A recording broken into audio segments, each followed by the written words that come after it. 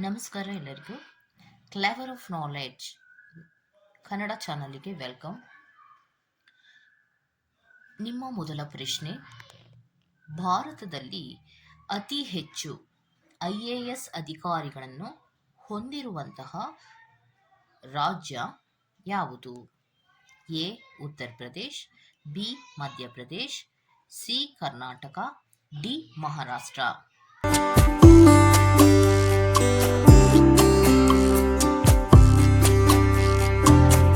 ಸರಿಯಾದ ಉತ್ತರ ಎ ಉತ್ತರ ಪ್ರದೇಶ್. ಎರಡನೇ ಪ್ರಶ್ನೆ, ನಮ್ಮ ದೇಹದ ಜೀವನದ ನದಿ ಯಾವುದು? ಎ ರಕ್ತ, ಬಿ ಉಸಿರು, ಸಿ ಹೃದಯ, ಡಿ ನರಗಳು.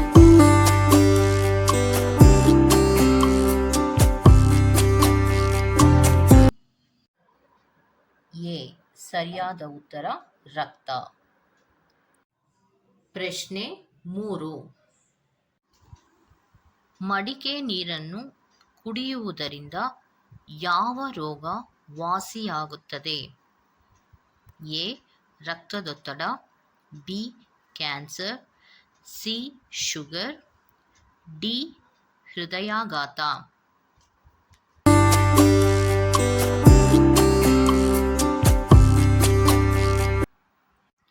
ಸರಿಯಾದ ಉತ್ತರ ರಕ್ತದೊತ್ತಡ.